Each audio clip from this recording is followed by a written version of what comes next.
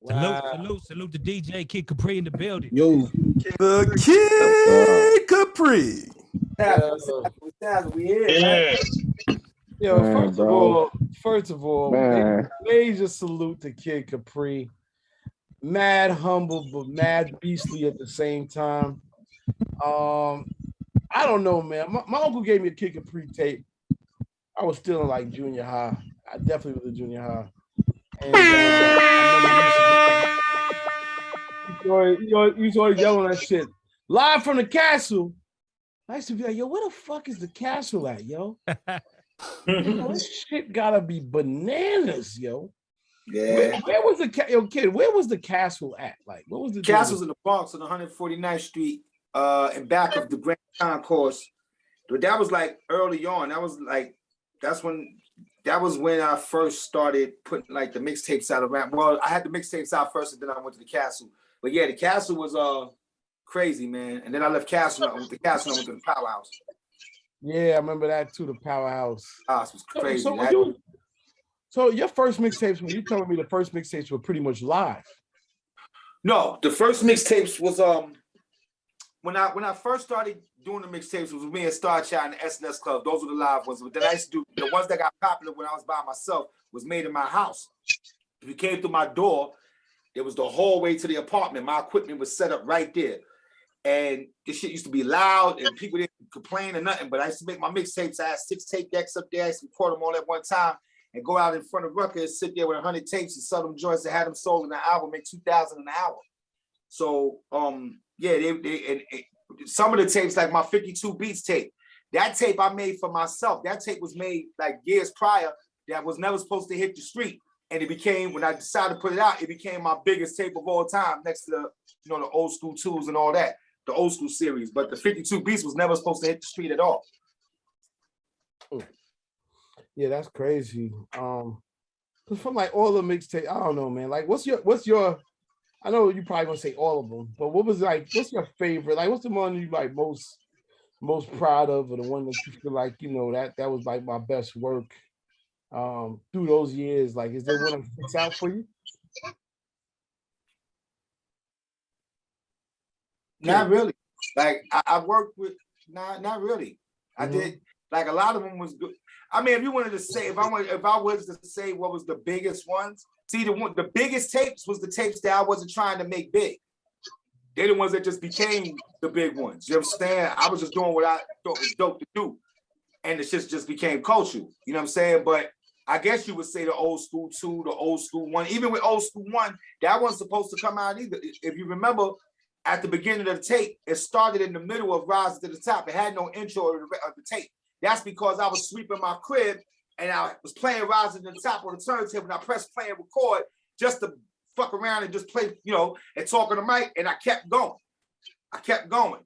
And it ended up being old school 1. But it had no intro or nothing to it. So like I said, my biggest tapes was never tapes that I was trying to make big. They just became that. You know what I'm saying? It was later on, really the most fun, I guess, is the live ones. But I always made the ones that I recorded in the house sound like they were live. So I guess it was the same thing.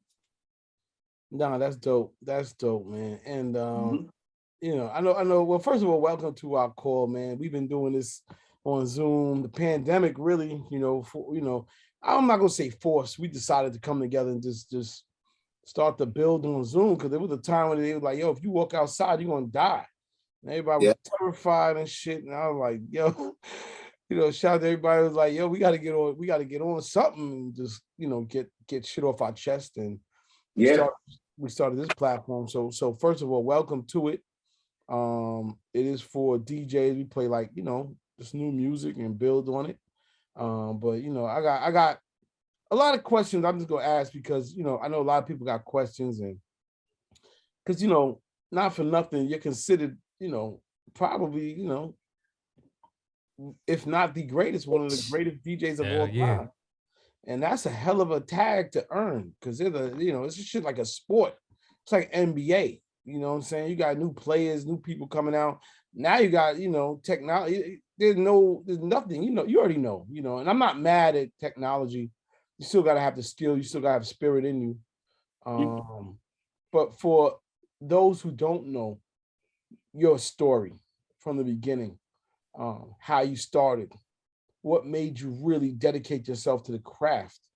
Do you mind just telling that one more time? Because I did it when there was no money. I did it when it started, when it was a hobby, when we just wanted something to do, and we found this thing that kept us occupied, that kept us out the street, kept us out of trouble. So I did it when there was no bread involved. I came outside with equipment, and if we rain outside, I'll be outside DJing for a crowd of people when it's raining, just so people can hear me. You know what I'm saying? And so the love of it is different than somebody that see the glitter or the cuteness or want to be out because the girls are screaming or whatever, and they want to get in for that. You know, half is because they really like it, but half is that too. That was never my goal. My goal was I just love what I do. And then being my father was a soul singer, my grandfather was a trumpet player. That soul, that was in the bloodline. That music thing was in the bloodline already. It was already there. So that's why I was so good from being a little kid, because I already had that concept of what rhythm is, what soul is, what feeling is, what making other people happy is about. And I applied that to what I do. So, and luckily, you know, it caught on to the world to see it, because it could have been anybody. It could have, you know, there's a lot of special people in the world, and my consistency and my determination made me get where I wanted to go. But there's other people that have that same determination. They just don't have the break, or they didn't have the right timing. And I just happened to come up with something at the right time that stuck to the world, was able to create jobs for other people to take care of themselves, you know? Hell yeah, hell yeah. Coming up, like your favorite, like, you know, obviously, there were DJs before you, there were artists before you, but is anybody like inspirations, anybody that like stuck out that really like, you know, you went out one night, or, you know, you was already doing your thing, but then you know, those euphoric moments that make you be like, yo, I'm gonna kill this shit. Anybody that inspired you on that level? Yeah, I mean, if you talk about DJs, you talk about rappers, or you talk about. I'm gonna go DJ first, because that's what it is. Jazzy Jeff is a dude that inspires me when I see him play. You know, dudes like that, like dudes that are very seasoned. You know what I'm saying? Dudes that can go either way. You know what I'm saying? Whatever crowd it is, wherever it's at, you know, they could go that way. But there's a lot of great DJs out there. You know, there's a lot of dudes that do their thing. You know. Yeah. And I'm only asking that because, you know, like I said, man, you know, with the spin-off DJ competition that you hosted, like, you know, you've always been in that position where, you know, you given a lot of people cosigns, and you told a lot of people, hey, yo, you got to go back to the craft, really ready to dedicate yourself. And that's the truth. Like, you know what I mean? You never lie. Yeah, it's with anything you do. Why wouldn't you want to be great at anything that you do? If you're going to take your time to do something, why are you going to waste time and not doing it fully and making it the best it could be? Because people that do that generally don't finish things off. They end up doing another thing and then another thing. They never stick to one thing. They go through 20 different things before they find that one thing. But if you're good at what you do and you really focus, you stay on that one thing and then make that crazy, make the next thing crazy. Keep going on like that. Yeah, man. Facts. Raymond, you got any questions? I just big salute, kid. Just going back, Def Comedy Jam and everything. I mean, you've been a part of some legendary shit, bro. I was fortunate to meet you and your daughter 2018 Global Spin Awards. And yes, sir. You know, salute to everything going on with Vina. Just the same, you know what I'm saying? I really kind of just want to ask a little bit about verses, bro. How'd you keep your cool, bro? How did you, stay in mode? Because it looked like Scratch. He wanted to get in it. You know what I'm saying? Hey, man, all I can say is this, man. It wasn't about me. I didn't get no memo about no battle. I didn't get no memo about nothing. I was told to do one thing, and that was come do what I do at the beginning of the show and take care of my brother KRS-One.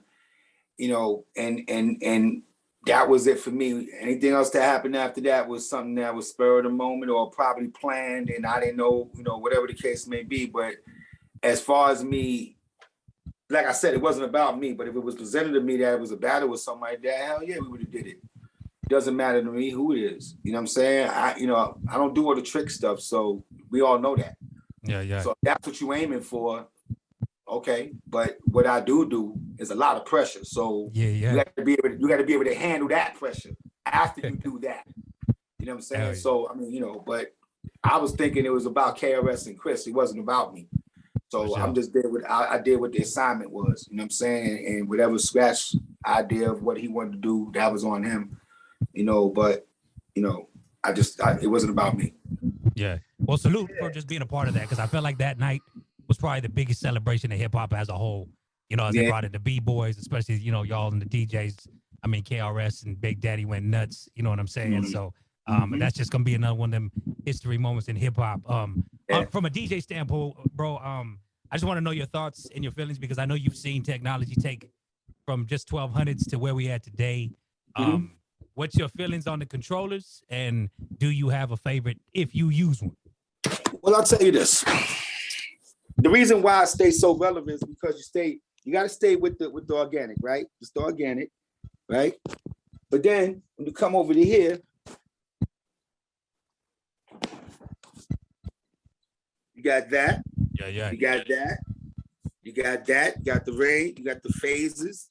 You got the 45 joints. So yeah, I stay with everything. Like, I'm not a dude that's stuck. I'm not a dude that don't understand that things are going to change and you can't stop the change. You either going to get with the change or you're going to complain about it. And I'm not a complainer. I feel like, you know, things are going to happen. You either going to stay in your old school way of thinking, or you're going to produce with the change and try to put both things together and make something creative like that. But you can never knock what's going to happen. Things are going to happen and come in no matter how you feel about it. So it's up to you if you want to be a part of it or not. I don't agree with everything. You know, I'm a dude that come from the authenticity of it. So I don't play on controllers. Not saying knocking anybody that does. I still, you know, the turntables, that's my thing. You know, and I like to pick up the needles, and, you know, I like to do what the DJ thing is. And when they come and see me perform at any one of my shows, they see me really working and putting that work in as much as anybody else, but it's just a little different. You see my hands going, I'm not, you know, I just feel different doing it the way I've been doing it. But it's not to knock anybody that do what they do. You know, a lot of times, man, convenience is best. You know, I just like to work a lot. Yeah. Yo, well, kid, man. DJG, no doubt.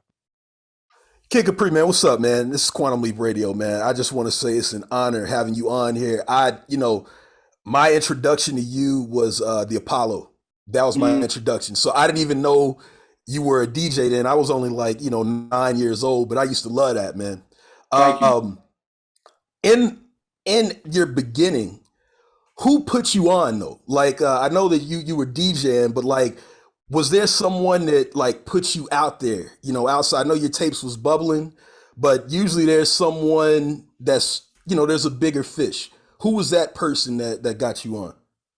Well, I was the one that got me on, but I got to give a shout, rest in peace, shout to love Chief Rocker Star Child, because had he not put me in the SNS club, I probably wouldn't have started doing the mixtapes. Me and him started doing the mixtapes together. And then mine, when I went, and did my thing, mine's just stuck to the world and got bigger. But there was Brucey B, Love Buzz, Starsky, Hollywood, all of them. But Star Child was the one that put me in the SNS with him. So me and him was making money together doing mixtapes. Did I answer your question? Yes, because I just, like I said, my introduction to you was rapping, right? And so, okay, well, yeah. When it was, that you answered the question, because I'm just saying my introduction was rapping before. Elaborate on that. What happened was I got big with the mixtapes in the street, and Bismarck came to one of my shows. I got to give a shout out to Red Alert too, because Red Alert put me in Studio 54, and Biz came to Studio 54, and he said to me when I was on the corner one day about to go home, he said, "Yo, I'm gonna get you an album deal." I said, "Shut up, Bears. I don't know damn man. What are you talking about?" And there was so many people that he could have gave an album deal to that was more skillful on the mic than me, right? But my rhymes I was saying was on my mixtape. So being that the mixtapes got so big, he felt like I should do an album. So when he got me the deal, I was like, oh shit. So it was Warner Brothers. I was like, wow. So now I'm saying the rhymes that's on the mixtapes. And then I was writing the rhymes. I made the beats. Me and Cool made the beats in the studio. And I was saying the rhymes, I write the rhymes there. But really, I didn't even want an album deal. I didn't want to be no rapper. I wasn't even thinking about that. That's why That's my that album was 30 years ago, bro.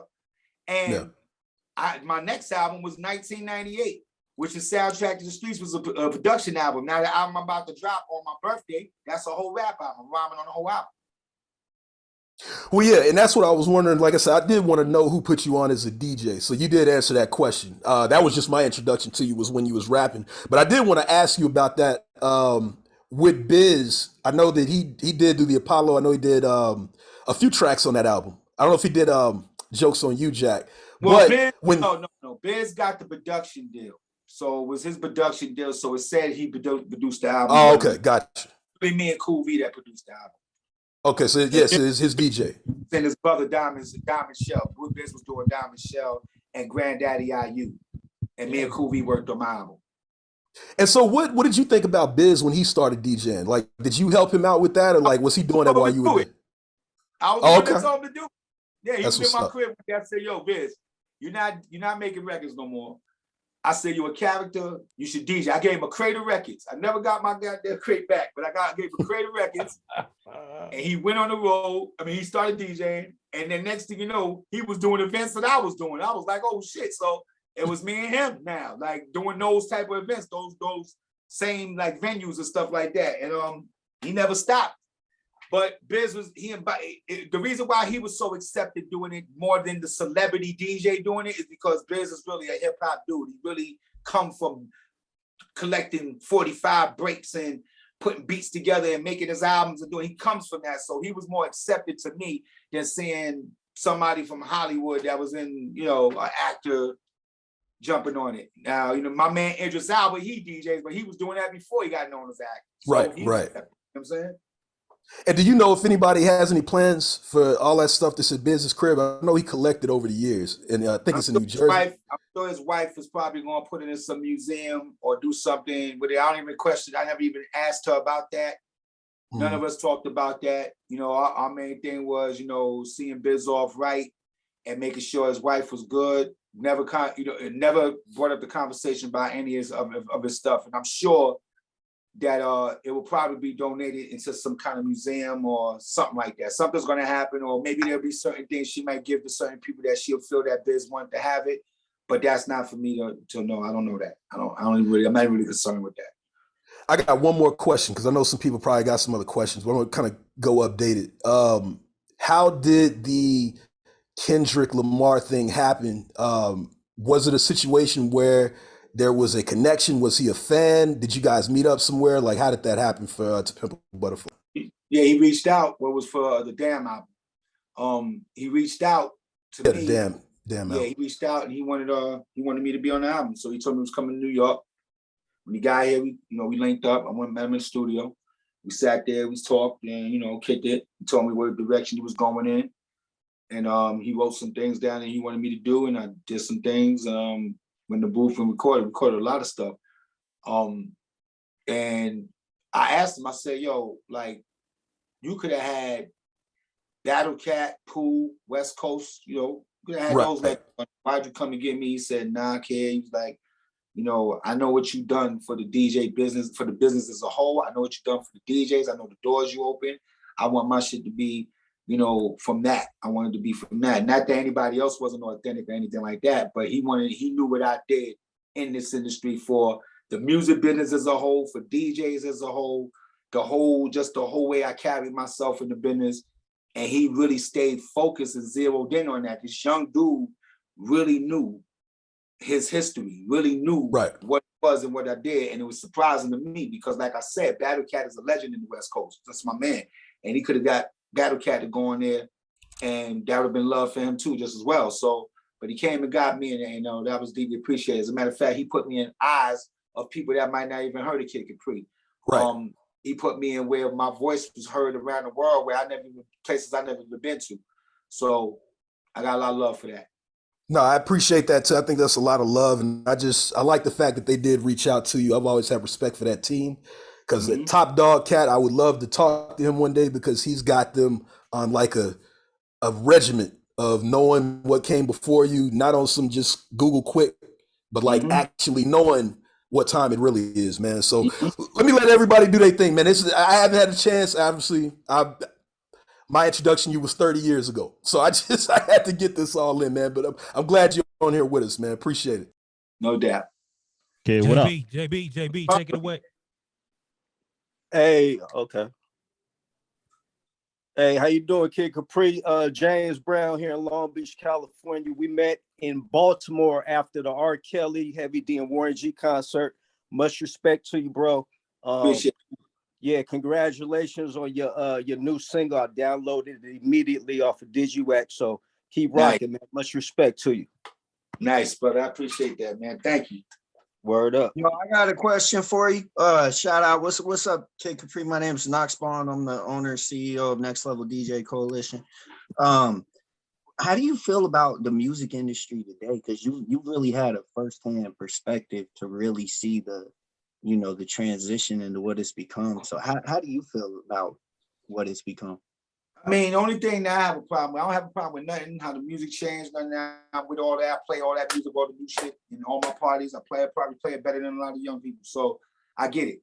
But what I do have a problem with is when you put danger, when people are dying by putting certain messages in music and, somebody getting shot because of certain messages in the record. Can you elaborate on that? Like I just said, when somebody puts a message in a record and somebody dies from that message in that record and it goes on and on. You know what I'm saying? I have a problem with that. This shit is music. This shit you ain't supposed to be dying over this shit. You're supposed to be having fun with this and making money and doing our thing. It ain't supposed to be a thing where you laying down because of it. You know what I mean? So that part of it, I wish that was out of it. But everything else I'm cool with. Cool. Mm-hmm. Boogie, Head Rush. Yo, what up, kid? Yo, kid. Go ahead, Boog. Hey, what's going on? It's DJ Boogie. You already know how I feel about the record. I told you last Monday. We're free Appreciate DJs. That. Thank you, man. Thank you. I don't know if you got my text, though. Did you get my text? You text my phone? Yeah. The 757 number. I'll check to see. I had got a bunch of shit that probably went down and I didn't see the ones that went down. So it's all good. I'll hit you up a little later. I'm about to jump off. I just want to make sure I touch bases with you again. Absolutely. All right. Respect to y'all. Respect to you, kid. Respect to you, CL. I'll talk to y'all later. No doubt. Have a good night, boss. Head Rush, have at it, bro. Kid Capri. Thank you, sir. This is DJ Head Rush, part 2 of Strong Side Radio. Affiliate Next Level. Shout out to CL and the panel. Thanks for having me, man. Thank you. Yeah, no doubt. Bro, I don't even know you and I love you, man, for real. Thanks, for real. man. Look, I got the chance to give you your flowers. I don't want to be sitting here texting this later on 20 years down the line talking about some, man, he was the truth. Bro, the Kid Capri. Bro, they've been knowing your name for 40 plus years, my man. Like you the king, you're a king in this, man. And I appreciate you. I appreciate what you do. But I'm gonna get to a quick question. What made you come out with Slap King song? Well, it was a couple of things. One was I was sitting in the quarantine, right? I've been on the road since '88 to the quarantine. If I took a month off of the road, that's been a lot, but I've always been on the road.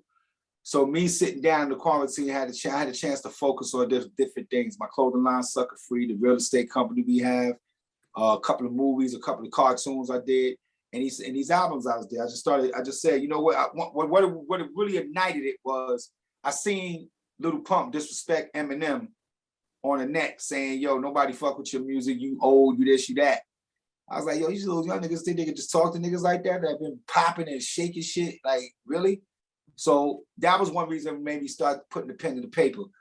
I seen DJs up on the quarantine, on the IG, not earning money from people wanting to send it to them, but begging for money to DJ. You know what I'm saying? Asking for cash apps and shit like that. Yo, send $50 in my cash app. I just felt like it was making the DJ business look real tacky. It was nothing wrong with people wanting to send you money. That's dope. They should. I encourage that. But when you there look like you begging for it, now you're making the business look crazy. So I was against that. So that was another thing. Another thing was some of the OGs that I talked to, they scared to put their music out because they don't know what's going to happen. They don't know how the young people going to accept it or how the DJs going to play it on the radio and stuff like that. And my thing is, if your shit is dope, doesn't matter where you come from, how you look, how old you are, that's it. That's the bottom.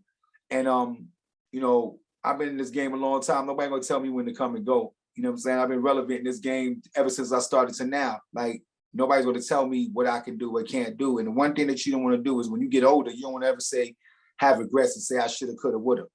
You know what I'm saying? You do what you want to do. You know what I mean? And as long as it's good, Now, there's a thin line because people don't know me for rhyming, even though I've been rhyming my whole career. I haven't got big with that. I got big with being DJ Kid Capri. So it was a careful line that I had to cross before by making Slap Key and making sure people understood where I was coming from. That's why I didn't come out with the big dance record, the big party record and all that. I wanted to come out with a video that I'm just talking to you. Nobody's in the video. You know what I'm saying? You paying attention to what I'm saying and I'm speaking to your soul. And this way you'll get it. You know what I'm saying? Instead of me trying to come out like everybody else and do what everybody else do, I'm gonna do what I do. You know what I'm saying? And ultimately that's what makes you stay when you stay with yourself, when you do what you do. A young kid told me that one time. He was like, yo, man, what makes your album dope? Because I played my album for him. He was like, what makes your album dope is you ain't trying to be us. You're trying to be you and doing your shit. And that's what we want. We want to learn from y'all, not y'all be us. You know what I'm saying? And it's the truth. Do what you do, and that'll stick out. And it doesn't matter what the level of success is. You be happy with what you did. That's all that matters. You know, so Slap Key is doing good out there. Free to Style, when I put the Free to Style joint out 2 days after I dropped Slap Key, I put that out there. That's not on the album, but I'm gonna drop my album on my birthday, February 7th. Oh, you Aquarius? Me too. February 16th. We in there. Aquarius gang. My daughter's on the same day, February 7th, and my youngest daughter, Vina Love, is on October 7th. Oh, that's what's up. That's what's up. Well, happy birthday ahead of time, brother. You too, brother. Appreciate it. Peace. Go ahead, Manny.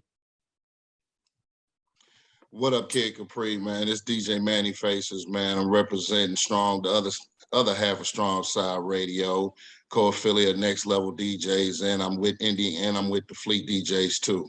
Nice. Basically, man, what I want to do is, man, I just want to give you your flowers, bro. I really appreciate you. I've been following your career for a long time. Nice. Long time.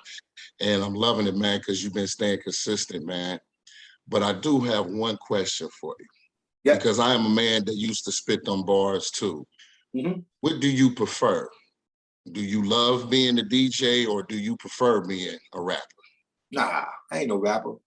I'm only doing this I'm doing this as a piece of art. I'm doing this as something that's another thing that's under the Kid Capri umbrella. I do so many things. It's just another thing, but I can do it.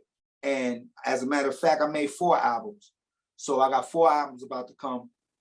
I got the top tier album. The top tier album is what I did first. That's the battle rap album. I took all the battle rappers and made an album on them. The reason why I did that is because they said battle rappers couldn't make good records. So I said, I'm gonna change that narrative and made an album on them.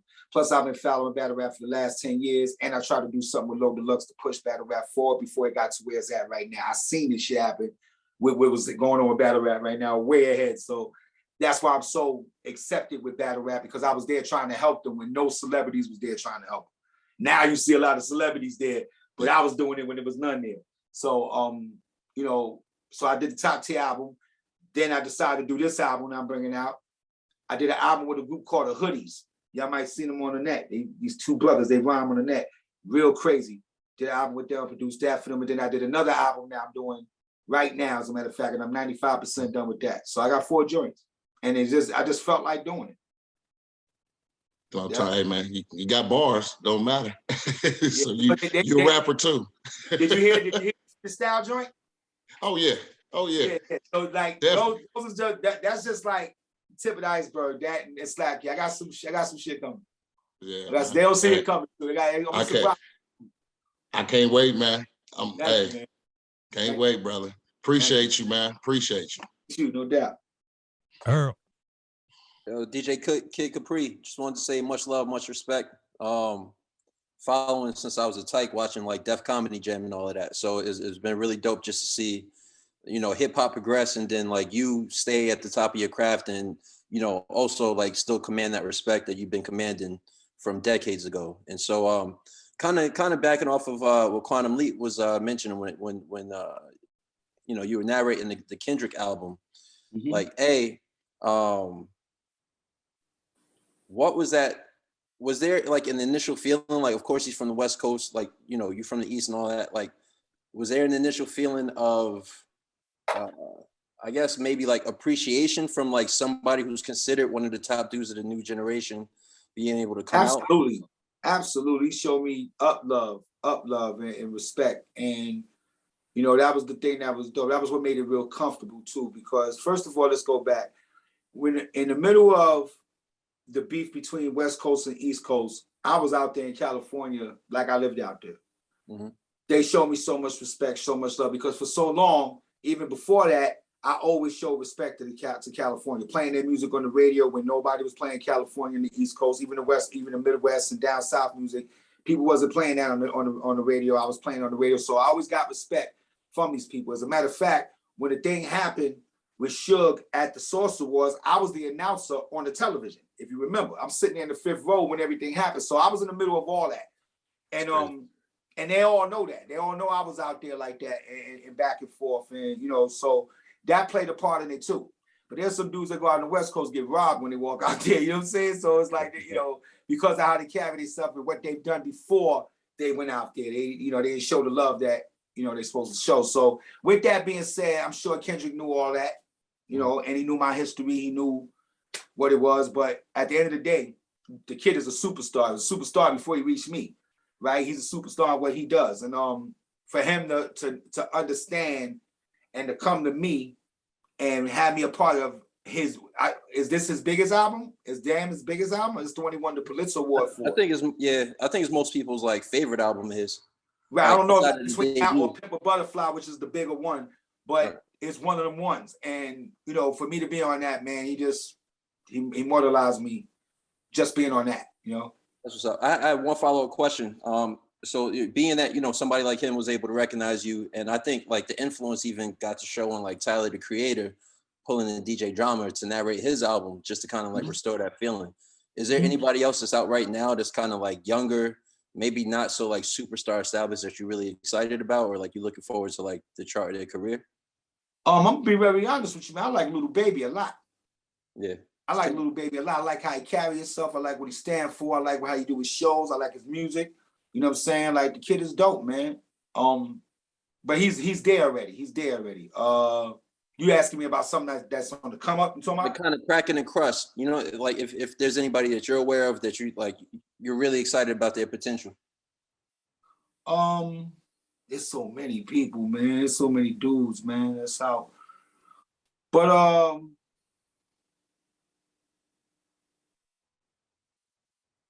I have to think about that. All right. No pressure. You know what? Because I'm gonna tell you why. Besides the Coles and Kendricks and certain artists, a lot of stuff right now is not timeless. A lot of stuff is here today and gone tomorrow. So it's kind of hard to say. You know what I'm saying? It's even hard to say who's in the top 10, top 5, because there's so many dope people. But it's always gonna be Jay and Biggie and you're always gonna say. But there's so many other people that's deserve that spot as well. You know what I'm saying? So it's kind of hard to like put it together. And you know, so I don't know. I like Joey Badass. Dope. I like Joey Badass. If you're talking about a South artist, I like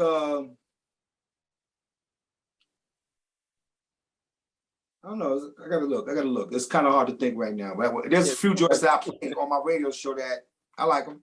You know what I'm saying? I like a lot of joints that's out right now. But are they going to be here tomorrow? Are they going to be here next year? That's the whole. That's where it becomes cute. Because sometimes, again, I say this: a dude can have a hit record.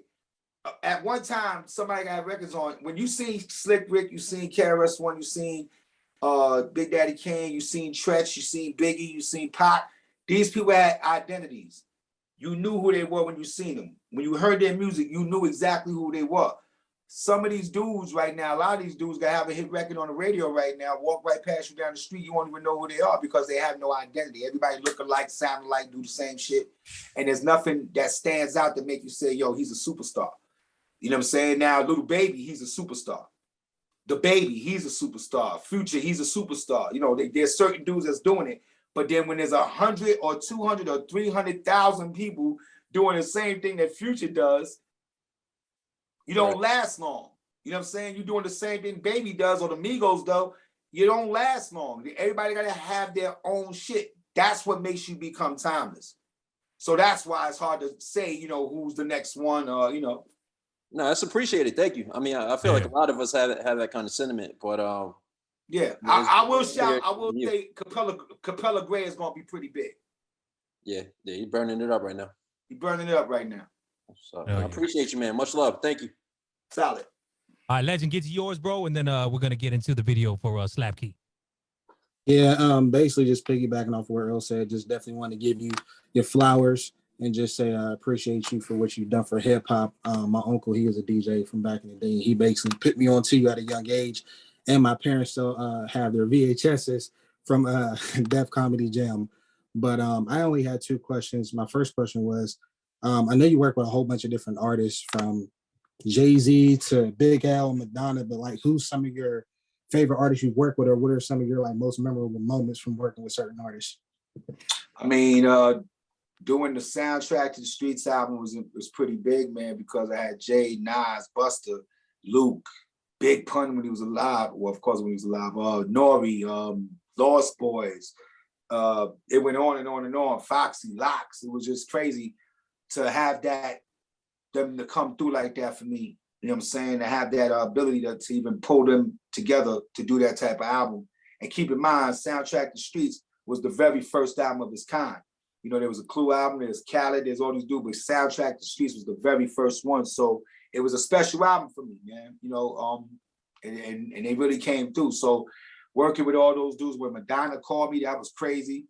You know, winning a Grammy with Jay-Z, you know, 50 Cent, when I did Rowdy for 50 Cent, like 50, me and 50 was on the same label on Columbia, like, you know what I mean? So it was like a lot of different people I work with, dope, you know what I'm saying? Just dope to be a part of it, you know what I'm saying? And be able to make that impact. Yeah. Oh, that's dope. No, my second question is, because you probably got asked this a couple of times, but do you plan on to, or have you worked with your daughter yet? Or is she like, have y'all talked about that? The next song, my next single that's coming out is called Uptown, featuring the Kid Capri and Vina Love. Hey. That's dope. That's what's up. Yeah. Video's already shot. Bet. Yeah, bring it here. Bring it here. Mm-hmm. The video's already shot. Yep, no doubt. Dope. Shit, well, Kid, we appreciate your time, bro. Thank you so much. I'm gonna pull up the video, man. We'll slap the Slap Key. Well, Ray. Yeah. One more thing before he goes. Like, who's featured on the upcoming album? I only have Vina Love and one R&B artist. That's it. I produced, wrote, and performed everything. I didn't want no artist on my album. I ain't really think about that. I just wanted to do a piece of art. So y'all gonna see a lot of work from me. And what's the title of it? You got a title already? It's called The Love. Okay, that's what's up, man. Yeah. Yo, Kid, thanks a lot. And Raymond T is going to get into your video. Thanks a lot for coming on a call to Swerve. Well, Swerve, I've known this brother for quite some time now. Been in his crib and basement that y'all see him in. Real cool cat, man. And thank you for joining Digiwaxx and getting on the fleet call and all that. And looking forward to hearing your joint. And make sure I get the email so I can throw it up. You know what I mean? Absolutely. You know you're gonna get that. I got you, Swervo. Thank you. And Raymond, go ahead, blast it off. You know what I'm saying? All right, word. Everybody screens on mute. Yeah, man. Awesome, man. Awesome, man. That's yo, man, we're blessed, yo. You know what I mean? Because brothers like Kid, they have we have jobs because of these brothers. I ain't gonna lie to you. We made, hip hop has made so many people owe so much to me because if there wasn't if cats don't play the music, ain't nobody know what it is. I'm gonna keep it 100. And I've been to some parties with kids. I'm gonna tell you personally, right? Shout out to Diddy, shout out to Andre Harrell. And they're like these euphoric moments, like a moment where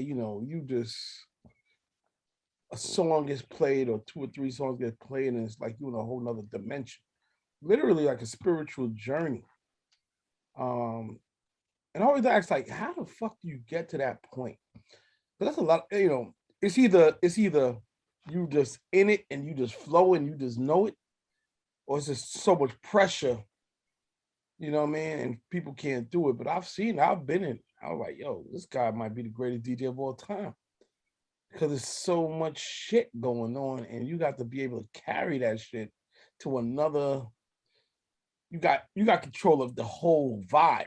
You know what I mean? So yeah, shout out to Kid Capri. That's real shit. Hey, Kid Capri, you on mute? You on mute, dog? Oh, he was talking? I didn't even know. I'm drinking his. I'm Hennessy. sorry, I was on mute. I'm sorry. Don't worry, we drinking Hennessy.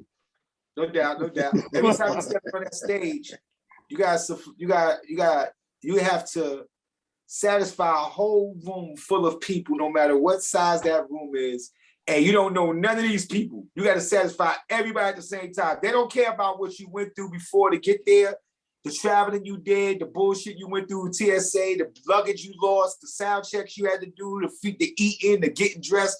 They don't give a shit about none of that. All they care about was you good. So you have to get on that stage and be good for people that you don't even know. And at the end of the night, everybody got to say he was the shit.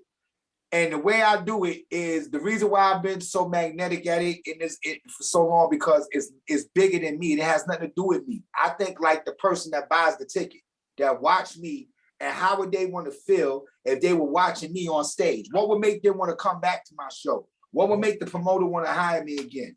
What would make anybody be happy to even see me or put a camera up to film me? Like, that's how I think. I don't think like I'm Kid Capri and I'm the shit and everybody's here for me, whoop-de-whoop. Now, it's never been like that. It's always been about the fan and how they feel. And that's why I stay where I stay, because I always think about them. It's always about them. No question, man. I'm going to tell you, man, first of all, shout out to you for all of the previous stuff. But I'll tell you, man, I love what you do even on the block party. I'll never forget, I was driving back from DC to New York. Nice ride. I said, let me throw this block party shit on real quick. And it was Michael Jackson. I think it was like you celebrating his it was either when he passed or his birthday. I wouldn't say it was when he passed though. And damn, yo, you put together Michael Jackson. See, this is the shit, man. Mike got a lot of records. Forget Off the Wall, Thriller, and all of that shit. You got shit for the Jacksons. You got shit for the Jacksons. One of the best mixes. I was speeding. I'm shocked I didn't get pulled over. And this month is the 5th year. I've been on there 5 years. And every show is different. And, I wouldn't go to regular radio, because if I can't be Kid Capri the way I want to be Kid Capri, I'm not going to have nobody tell me how to be me. I see it a certain kind of way. Like I seen the mixtapes, like I seen the music business, like I seen Def Comedy Jam, like I seen all these different things. I seen it in a way people didn't see it. So that's how I see radio. And when Sirius came to me and said, yo, you can do what you want to do. This is your shit. You do what you want to do. I said, yeah, that's what I'm talking about. So now I can show people exactly what it's supposed to be like as far as I see it. Not saying my way is the best way, or my way is law.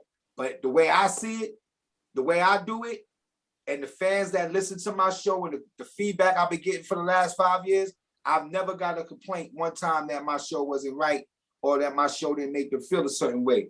You know what I'm saying? Because I knew, this thing with radio, you got to either be old, you have a certain demographic here, or you got a certain demographic here, the young people or the older people, and everybody's separated. When you go to a block party, everybody's invited. Young, old, doesn't matter how you look, doesn't matter where you come from. Everybody listens to good music, no matter if it's old or new, long as it's hot, because that's what I get in. I don't care if it's old or new, as long as the shit is right, I'm going to make the old sound new and the new sound classic. So it doesn't really make a difference. But when you get caught in, so you got to stick to this one thing, now you typecast this one thing. So I never wanted to be that. That's why my show was called The Block Party, because it invites everybody. It invites everybody. And you listen to my show, you'll hear Al Green, and then the next record you'll hear Young M.A. You'll hear, you'll hear Lil Baby, then you'll hear KRS-One, then you'll hear a breakbeat, then you'll hear reggae. Like, you never know what you're going to hear on my show. It comes all different kind of ways, and that's what keeps us excited. That's why I'm waiting for the damn podcast. Because how many years you been in this shit now, for real? I started DJing when I was 8 years old. I'm 54. So you telling me that's 44 years of music? Am I right? 46 years. 46, bro. Thank you, Stan and Raymond. I'm drinking Hennessy, 2 years old. Bottom line, quit blaming the hand, bro. Quit blaming the hand. But I'm just saying, like, the amount of knowledge, the amount of stories, the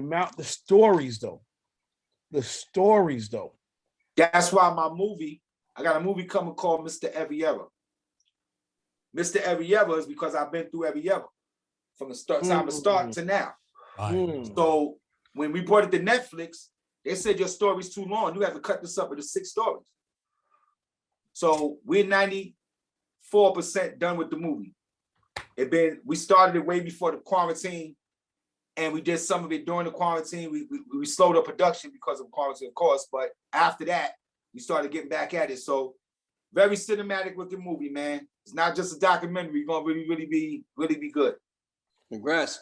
All right. I know I'm sort of hogging. I'm sorry, y'all. You know, I got mad questions and shit. It's all good, brother. You know. So does Kid Capri have a top 5 musicians? And I'm saying musicians. I'm talking about artists. I'm not talking about just hip hop. I'm not talking about just jazz or, you know, R&B, disco. But do you have a top 5 musicians of all time? Who's in there? Like, because your palette. James Brown gonna be on top of every list of mine. He's always gonna be number 1. Then there's a guy named David Axelrod. He's like the white James Brown. Okay. Then there is, if you talk about, we can't really say because there's so many people that don't get the credit that they deserve that are incredible people, man. The best out there. This is the put on platform. Hold on, I gotta interject. This is a put on platform, aka your duty's to put on. So because people don't know it, is because they ain't really, you know, this is what it is. Like, this is the knowledge passing joint. Well, you gotta. I don't want to say top 5 as far as music record sales or how long they've been around. When I say top 5, it's because of the influence that they put, right? Like James Brown influenced hip hop. Without him, none of us would have a job, period. That goes for young, old, it doesn't matter. If it wasn't for what he did, we would not be working right now in what we do. So he's number 1 in every list. He don't get the credit he deserves, but he's number 1 in every list, right? Second thing is you got to look at people like Marvin Gaye. You got to look at people like Stevie Wonder. Stevie Wonder, let me say your story about Stevie Wonder. Stevie Wonder is bigger than anybody that you probably could imagine in music to this day. As far as how many records, the influence of the power of records that he made. I Just Called to Say I Love You, My Cherie Amour, Talking Book album, Ribbon in the Sky album, just so much. It's so big. I remember his nephew telling me, yo, my uncle he's so big, like I forgot how rich he is. They had to take his money out of the bank, he had to build his own building. He had to build his own building to put his money in. Okay, like this dude, Stevie Wonder, is ultra big. So you gotta look at dudes like that. A blind genius, Ray Charles, people that couldn't see, making the impact that they made. You know how big Ray Charles was? Ray Charles was a black man in the 50s and came out with a country album that went number 1. Unheard of. These are people that's influential, not somebody that they got a few hip hop records and they got some rhymes. All right, cool. All right, yeah, it's a lot of people like that. What did you do to change what did you do to change history? What did you do? You don't become a legend because you've been here a long time. You become a legend when you change culture. When you add the culture, when you change people's lives, that's when you become a legend. Not because you've been here a long time. Not because you know some celebrities. Not because you played here and played that. That's not legendary. Anybody could do that. It's what you've done while you've been here to change lives for other people. Ray Charles, James Brown, People like that. You can't forget that. You can't forget that because time goes by and we got all this new stuff coming.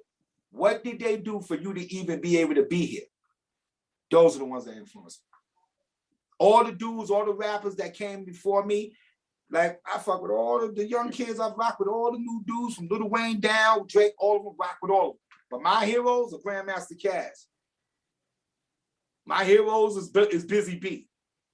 The ones that didn't see the accolades and the money that we seen, but they were there building the shit up. You know what I'm saying? When there was no records there. There was no records being made. They was doing parties in the T Connection and Harlem World and all these different venues with microphones and the DJ cutting flash, Charlie Chase. Those are the heroes that got forgot about. You know what I'm saying? When Jay said, I'm overcharging niggas for what they did to the Cold Crush, that's what he's talking about. You see what I'm saying? These are dudes that if it wasn't for them, we probably wouldn't be doing what we're doing. How do you forget them? So now it's good to see that they have platforms now that they can be seen. You can put the face with the name and they can show you what they're doing now. Now Busy Bee popping, Caz popping, everybody popping, doing their shit. That's dope. Man, just to piggyback off of that, I was surprised but proud. But ABC did a special on like women MCs. And they gave MC Sha-Rock her flowers, which I've never seen anybody, especially on a stage like ABC, that's Disney, for them to do that. I thought that was real dope. Yeah. That's why I loved it. Or the Funky 4+1. Yep, absolutely. Sha-Rock, let me say something. The way Sha-Rock used to rhyme back then, she was ahead of her time. Her voice, the way her cadence was, the way she was. If she was an MC now, she'd have been one of the greatest ever. And she is one of the greatest ever because back then she didn't sound like an old MC. She didn't sound like, if you listen to how she rhymed now to then, yeah, it's a little dated because it's back then, but you can imagine that it was so infectious at that time that if she was an MC, a relevant MC of today, she would have been one of those ones. Absolutely. And just for the people that don't know, that's Funky 4+1. MC Sha-Rock is in that. And keep in mind, she was one of the first ones to get signed to a deal to have a record out. You know what I'm saying? It was Spoonie G. It was Sugar Hill Bo. It was my uncle, Fatback, Bill Curtis, my uncle from Fatback Band. They came with King 1030. That was the first rap record. Wow. That Rappers Alike came out. Everybody think Rappers Alike was the first one, the second one. Rappers Alike came out. Well, really, if you really want to think about it, rap came out years ago. Because rap, if you look at the Jubilees, they were a gospel group that sung rap. They were rhyming their records. This is in the 1940s. The first rap record that came out was Pygmy Markham, the comedian, with Here Comes the Judge. James Brown made the funk, but Pygmy Markham made the rap. So in '68, that record came out. But when rap came out in our hip hop era, it was King Tim III, Fatback Band, Sugar Hill Gang, Spoonie G with Spoonin' Rap, Grandmaster Flash and the Furious Five with Super Rapping, and Funky 4+1 with rocking and rap in the house, rocking and rapping in the house, or something like that. And then they came out with That's the Joint. But they were there early on with records before there was a fifth or sixth to have a recording deal, to have records out like that in rap. So you have to respect that. How do you not respect that? You know what I'm saying? And that's where Sha-Rock came from. So I come from all that, and putting that into what goes on now together, you got Kid Capri. Those are some bars that I don't know if there's value in that. I don't know if there's value in that. The Jubilee Singers, you know, they had a song, I forgot, it was something the word, and damn, yo, it was that real that somebody did a remix and they play that joint. That's crazy. The Jubilees, they and with cadence like tight. The Jubilees, right? I don't know if y'all ever seen it.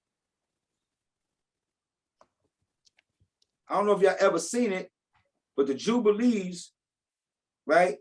The way they rap back then was damn near like it sounds now. Okay, Hold on, man. let me see something. Jubilee Singers, that's how the good Lord works. I know that record, boy. Because that shit got flavor and it's beyond gospel. Here you go. I'm gonna show you one right now. Here you go. I'm about to go do some homework after this. There you go. Facts.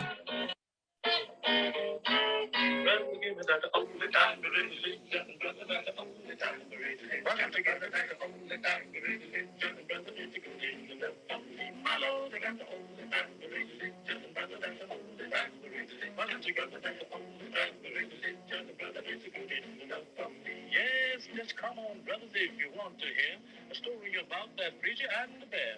Gather round, boys, and don't you to miss none of this here story. Yeah, that's today's melody. Dang, With that was the swag. first rap song ever. And they had on suits. That's that oldie time religion. If you hear their enunciation, the way that they did it, that's Listen to him. it was Listen to completely swag different. on it. Dope. Then the Reverend fell down upon his knees. He said of a great long prayer. Why she cast one eye to the heaven on high and give the other eye on the bed.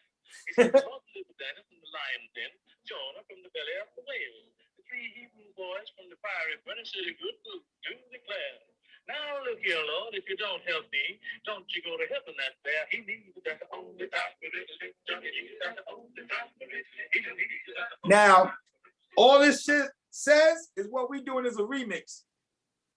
All we doing is a remix. This shit was out in the 40s. This influence was out in the 40s. They was already doing this shit. So that's why when young people say to old people, you old, you all this, you cannot do that. People been here doing this shit way before you. What you think, that they forgot what they're doing because they get older? They get better. You don't get older and get stupid, you get better, right? So that's why it's up to the OGs to say, yo, let me show you how to do this and do that. Sometimes they don't want to listen, they don't want to hear, they want to do their thing, and that's cool, do your thing. But the OGs got to take what they do and make it work for them and stop worrying about what the young kids is doing. And then, you know, you ain't got to worry, be scared to put your shit out. If the shit is dope, that's it. Ain't nothing new under the sun, man.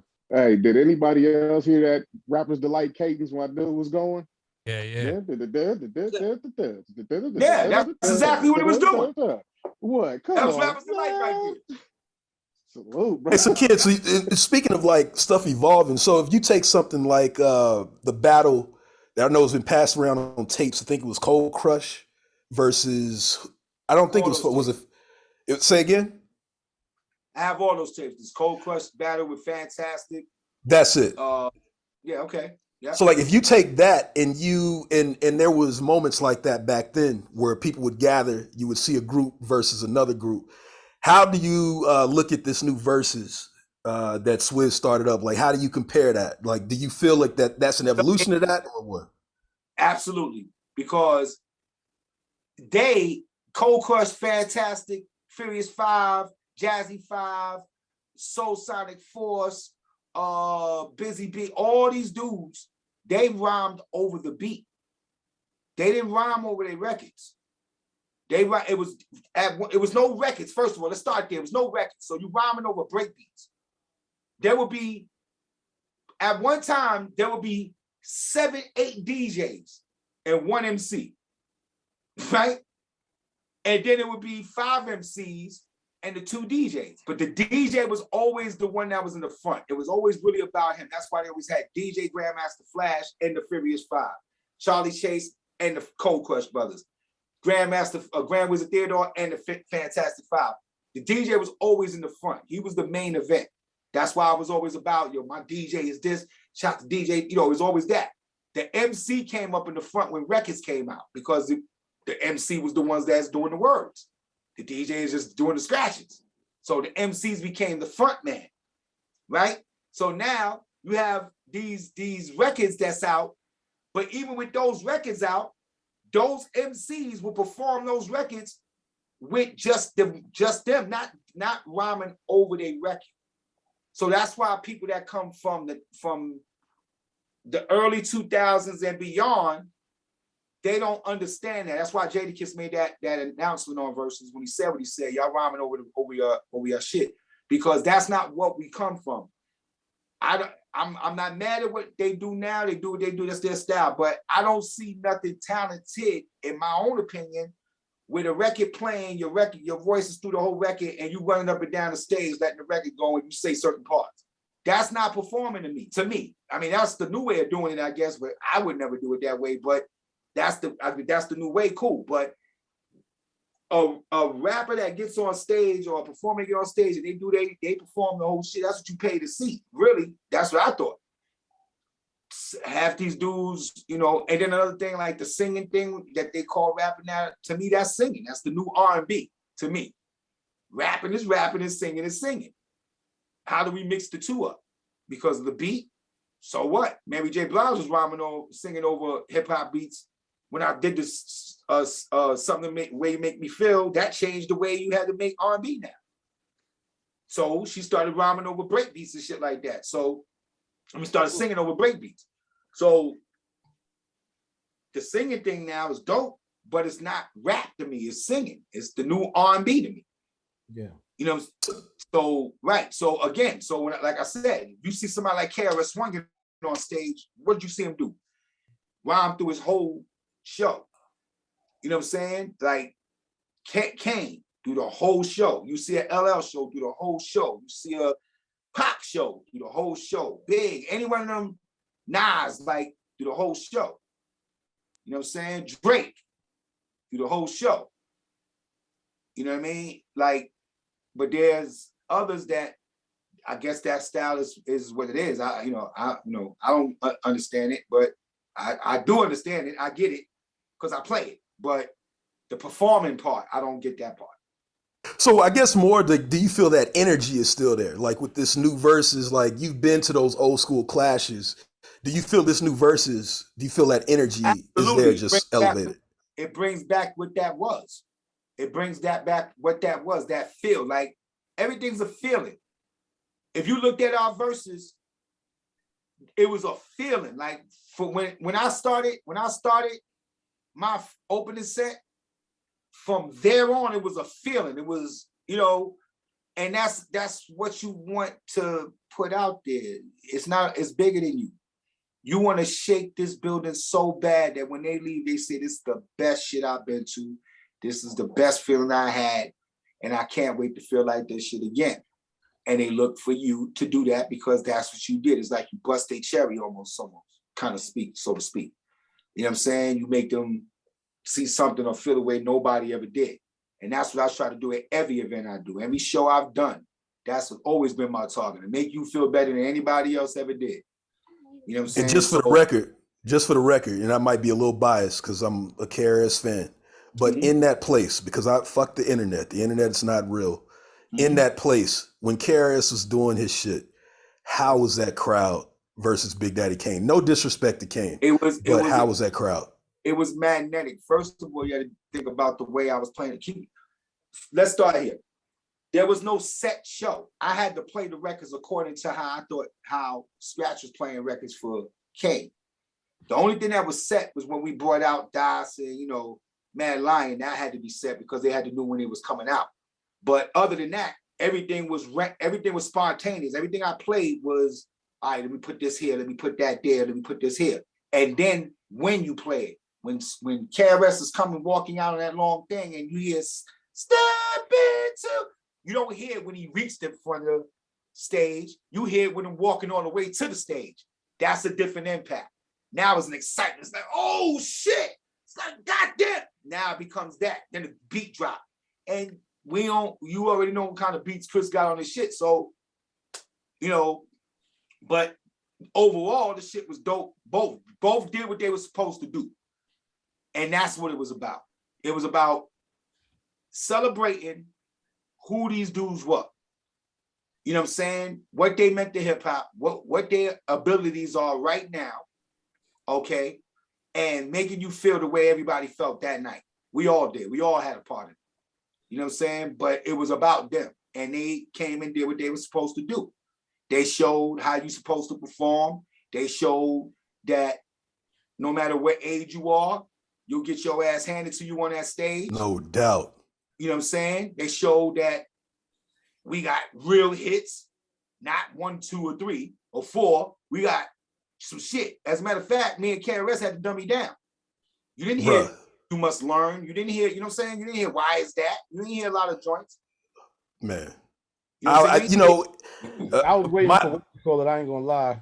I was I'm gonna keep it real. You know, this is my shit. So Duck down. like, when they drop the Kenny Parker show, this shit might just go doom doom doom doom. I said this shit might. That shit, it was so much shit we had to hold back because Kane didn't have enough for Chris. That's why he started doing the freestyle because he didn't have enough for Chris. So we had to dummy down to 15. What happened with G-Rap? Do you know what happened? G-Rap got saved. What? You mean like in church? Oh, wait a minute. He stopped rapping and he got saved. I thought he was just on something recent, like last year with this cat Rome Street, I believe. This just happened. This is what was told. Wow. Okay, this is the type of gems I like. This is what I need to hear. Okay. That's why he wasn't there. That's what I heard. That's what was told to me. You know what? I ain't gonna lie. You know, Polo's like a family member for me. And he told me that, yo, he's not doing none of that shit no more. And that's real. So that's what it is. Polo told me that. You know, and Polo and him, you know, that's how they eat. I mean, my very first tour ever was with Kool G Rap. Kool G Rap, Granddaddy IU, Genius, before Wu-Tang formed, Master Ace. That was our tour. That was our Cold Chillin' tour. Well, that was my first tour. That was my second tour. My first tour was the Public Enemy tour. No, I'm lying. The Cold Chillin' tour was my first tour. Public Enemy tour was my first big tour. Then I got on Def Comedy Jam and that tour, and then 25 other tours while I was doing that. But the Cold Chillin' tour was my first shit. And Kool G Rap did his thing every night. Headline every night. He was the headline every night, did his thing. This is amazing, man. Look, man, I know we got people going. Go ahead. I know Cal got questions. We don't want to. Hey, man. That's what we're here for. That's what we're here for. All right. Open it up, man. This is awesome, man. It's awesome. I appreciate that. So now I was just curious, man. Like, you've seen so many different like phases and I guess lives to music and hip hop in particular. I was curious to ask, like, where do you see the future of DJing, and like, where do you see, you guys getting the appropriate respect, getting certain, even potentially like, maybe like royalties for playing songs for crowds of, you know what I'm saying? Like, where do you see the future of DJing in particular, and then also you guys being able to profit more than you have been able to due to like the structure of music and like nightlife and shit like that in general? Like, well, I think I've did pretty good in this business, right? But you're really not going to do what you want to do the way you want to do it unless you put out your own product. When you there's a lot of you have EDM DJs, right? Made all this money, right? And there's no disrespect to the EDM DJs. Shout out to them, love EDM music and all that. But what they do is not really hard. Boom, boom, boom, boom. Clap your hands. Boom, boom, boom, boom. Throw some bubbles and sparkles and balloons and shit out, and it's dope. That's what people come to hear. They come to hear that music. But really anybody can play that music that have rhythm. Boom, boom, boom, boom. And like I said, there's no disrespect to it. Everybody got their shit. But when you come to a Kid Capri show, you seeing it's a performance, man. It's really a performance, man. Shit spiritual, bro. I agree, shit man. Is spiritual. Like, I'm gonna tell you this. I'm gonna tell you why it's spiritual. Because I'll get on stage, and when I'm done off stage, I feel like I ran into a brick wall. Every time I get off stage, I give myself so much of myself to it that when I get off stage, I felt like I just ran into something. My body be hurting. I be feeling slumped over. I be tired.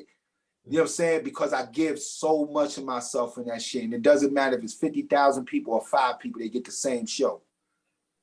You know what I'm saying? And that's just the way it is. And the way I carry myself, the reason why there's different compartments to why you keep going. One of my things is, say a promoter does everything I need him to do, according to my rider. He does everything we tell him to do. I come and do the date, and it starts raining, thunder and pouring. Crowd don't come, 50 people there, whatever the case may be. I'll come do the show and tell him, yo, set up another show, I'm gonna come back and do it for free. Yeah, yes, relations. So now what happens is that promoter says, you know what? he ain't got to do that shit. But when I'm down, he ain't gonna kick me further. This nigga got my back. So you know what happens? He had me come back 6 more times that year. He don't give a fuck about working with nobody else. Everybody else gave him problems. They got all these people on stage. They get on stage late. 1,000 hotels, fuck the hotels up. All that. We come, it's 3 of us. We regulate shit, make shit right, help the promoter when he needs help. We ain't got to do that. You know what I'm saying? Like all of that. You know what I'm saying? There's so much more stuff there. I can even go in deeper to. You'll probably see it in the movie when you see the movie. I'll talk about it. But those things is what lets you know that it's bigger than you. So this is hard work. This is not a thing where it's a joke. It's not a joke. You know what I'm saying? You're not going to always get what you want the way you want all the time. So sometimes you got to sacrifice what you normally do, even if you're rich and you're comfortable. If you're really doing this shit for the people, you know, you got to do give you another example. I had a show one time, and this is why I don't never take connected flights. You know, I'm always on first class, but I never take connected flights. But I took connected flight this day, and the first plane made me miss the second plane. So I ended up 90 minutes away from where I had to be at, which was Myrtle Beach. I knew somebody in Charlotte, and I told them to rent me a van while I was on the plane, rent me a van. And again, this plane made me miss the other plane. So I could have just said, that's the end of the day, go home. Made her rent me a van and drove 90 miles an hour.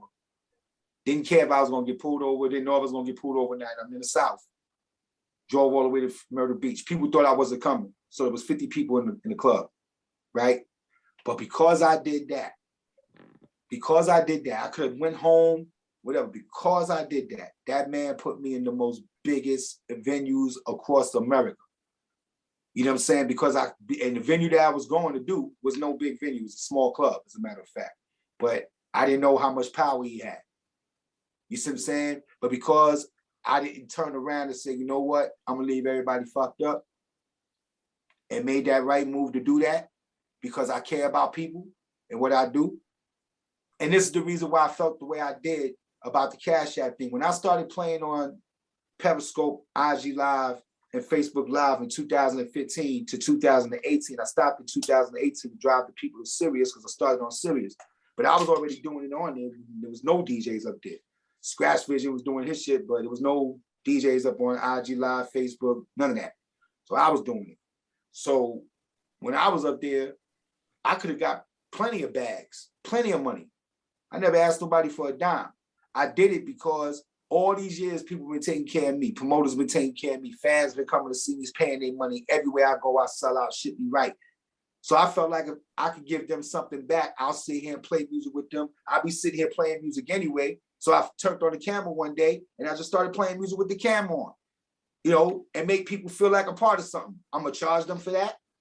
So I felt like I'll give them something back. So I started 2 different shows, Block Party Live mixtape and No Panties Sundays, slow music for the ladies. And that's what I would sit here and do every Wednesday and Sunday. For 3 years, I did that shit. 2 shows a week for 3 years, sat here. I would have people send me their music. I would have producers send me their beats, and I would play their music and their beats right here in front of the crowd and let them pick the best ones. And whatever the best 10 beats and the best 10 songs, I would take those songs and play them on Sirius XM Fly. Just like that. So I was doing that before there was a quarantine, right? But I never asked for a dime. So when the quarantine happened, I definitely wasn't going to ask for nothing. But when I seen DJs up there wasn't DJs, yo, and some that were DJs that stand in front of somebody's car before the quarantine happened, fronting like it's they shit. Now you the first one up there the first day of the quarantine begging for money. It just looked crazy. So I stand on principle. My thing is, if you want to get some bread, let the people see you DJing on your live. Let them come back tomorrow. They see you doing your thing. Tell them, yo, you see me up here. When this shit open up, have me come do your events. Have me come do your weddings. Have me come do your shit. Right now, I'm not going to charge y'all. I'm going to let y'all love me first. And then when this open up, give me some business. Now you become a professional. Now you're doing it classy. Now people can look at you and say, you know what? I like that dude. I'm going to give him a shot because he did it for us for nothing. That's why D-Nice got so big. D-Nice came at the right time, which it could have been you or anybody else that came at that time. People needed it. You know what I'm saying? What if it was me that would have went back on at the time? You know how it would have got crazy, but it was D Nice. And he stayed doing it consistent for the people. He didn't ask for one cash app. He didn't. He put his cash app pin up after a while because everybody was saying they wanted to send him money. He got tired of telling them where to send it. So he put a cash app pin. But now one time he said, yo, send me some money to my cash app. But he stayed there and he worked and he worked and he worked and he worked for the people. Now he receiving the rewards for it. And that's how it goes. That's how it's supposed to be. You can't always be about you. You know what I'm saying? You got to understand that there's people that live in Portland, Oregon, in the middle of the country, that don't see celebrities, don't have clubs to go to, don't have no kind of nightlife, real dope nightlife. They live through that computer. They watch us and they see us and they live through us, and the things that we do excite them because they can't do it on a regular basis, and we do it effortless. Word. You see what I'm saying? So there's a lot at stake. People can't be selfish. You got to think bigger. You got to think bigger. There's people that you're very blessed. You're very blessed. There's people out here who don't even know if they're gonna have a fucking place to live next month because of this quarantine shit. So there's a lot of things that we're blessed for. You have to understand that. You can't take that, be comfortable and feel like I got it and fuck everybody else. Nah, man. Nah, because they cut the lights out. That's the end of it for me, you, and everybody else. What if the crowds don't come no more? What promoters don't come no more? You know what I'm saying? Radio stations don't want you on their radio station no more for whatever reason. They want the new guy to come in. All this contributes to how you treat people. Treat people fairly, it comes back. I've watched a lot of people in this business get things they didn't deserve because they treated people like shit. And when they fell off, they couldn't fall back on. They were dead. Mm-hmm.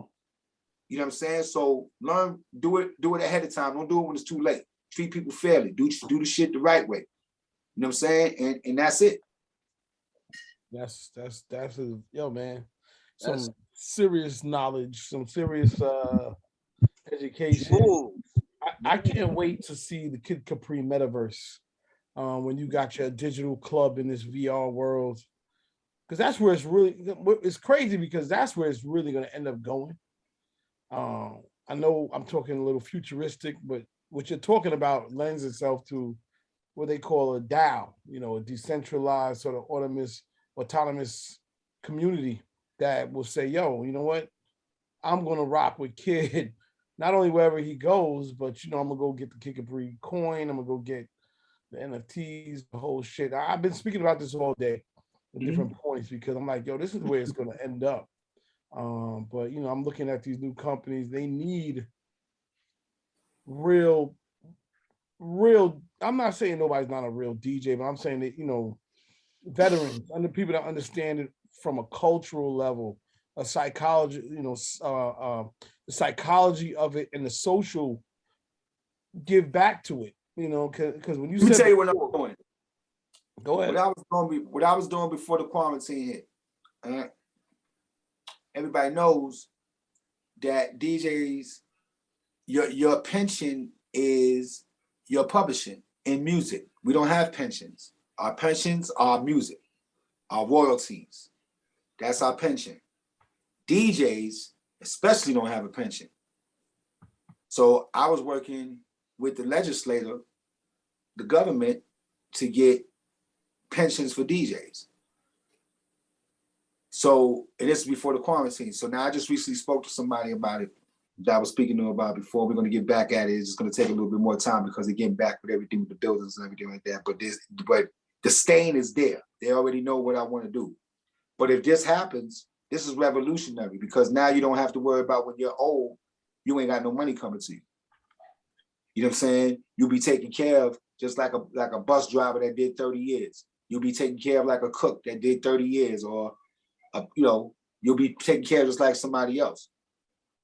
When you get older, there's a lot of people that was DJs before, years older, years earlier. They living day to day. You know what I'm saying? Because they didn't have no outlet, they didn't save money, and a lot of people didn't always work all the time, and see these things. This is why I went as hard as I did. You're not gonna put me in no corner DJing. You're not gonna treat me like I'm some motherfucker that ain't important.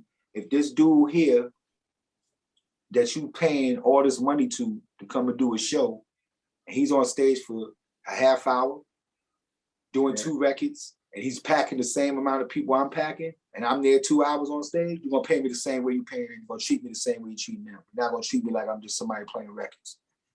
You know what I'm saying? I'm gonna be in the middle of the stage, just like he gonna be in the middle of the stage, and I'm gonna do what I do. And you're gonna treat it like an artistry. And that's what DJs gotta realize. You're not somebody just to be able to just throw you in the corner, or you just take anything they offer you. You know what I'm saying? You don't know your value. You want to take every opportunity. I was offered verses 4 times. 4 times. Didn't take them. Matter of fact, I was offered this time with KRS and Kane. I turned them both down. They had to talk me into doing it. You know what I'm saying? Because not every opportunity, I said this on the Mano show, not every opportunity is an opportunity that you should grab because it's right there. Sometimes you gotta do things with timing. And do things because it makes sense to do. You know what I'm saying? You know, and take your business serious, man. Don't let them just treat you just like anybody, like you just somebody that is missable or they can replace you just like that. Yeah, there's millions of DJs out there. But if you take go ahead, I'm sorry, I'm gonna drop a ball. Yeah, that's what you gonna say. Because Dougie Fresh said one of the realest things ever to me, I'm saying Dougie got a lot of knowledge.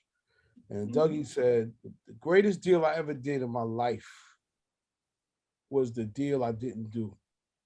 Meaning that, everything's not worth it. You do have to pick and choose. Right. Everything is not worth it. Sometimes like these dudes like some of these rappers, they go off and they sign their publishing off because they want the fast money right now. So they go in and get their little bit of bullshit money for a publishing. They're not realizing that money gonna run out. Right. But that publishing money is gonna always be there. I get publishing checks from my dad's records from the 70s right now. You know what I'm saying? So that publishing, like I just got to speaking for the DJs and publishing, that publishing is what's gonna take care of you. Yeah, you might be broke now, you might need some bread, but what would you have done if you didn't have a record deal? What would you have done if nobody was going to give you no bread? You still have been doing what you've been doing, right? You still been hustling, trying to get it. So look, come at it from that way. Say no now to get the big look later. Learn the word, learn the power of the word no, like I did early on. You know what I'm saying? Don't take everything because they don't see it. They want what they want. This, let me say something. You're not making music and you are not living for the fucking industry. I'm telling you that too, CL.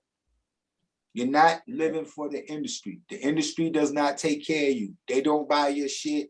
They don't support you. They don't do that. The fans do. That's what you're doing it for, not the industry. So when you think you got to keep up with how the industry look or how the industry do things, or you got to wine and dine with everybody in the industry, no, you don't. No, you don't.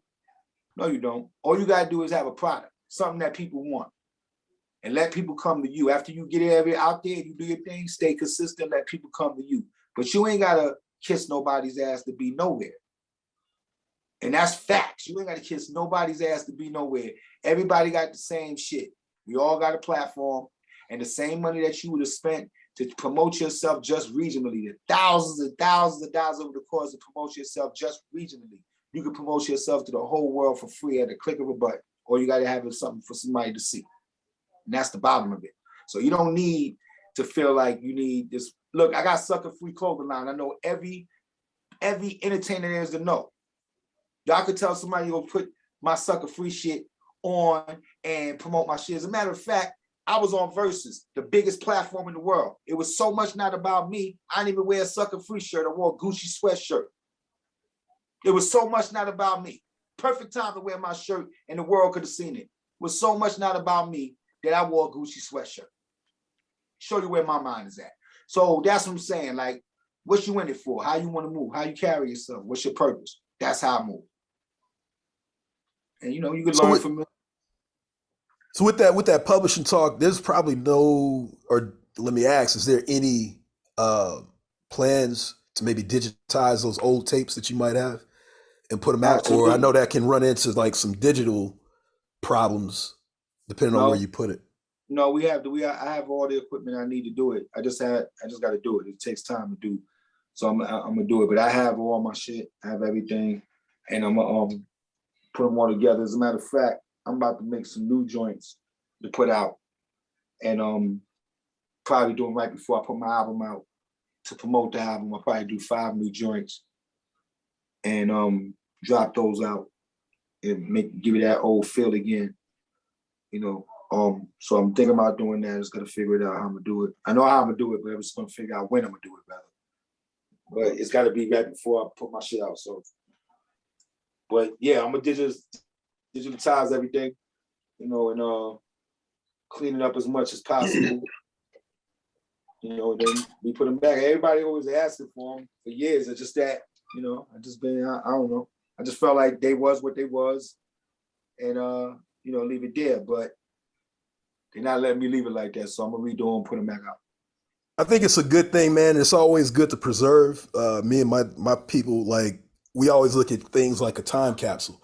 I know that Nas is about to do that documentary with Ralph McDaniels about, you know, Video Music Box. And it's stuff like that that I just always feel when we talk about hip hop museums and things of that nature, we definitely need to have those type of things, you know, preserved, no matter how minuscule they might seem, though.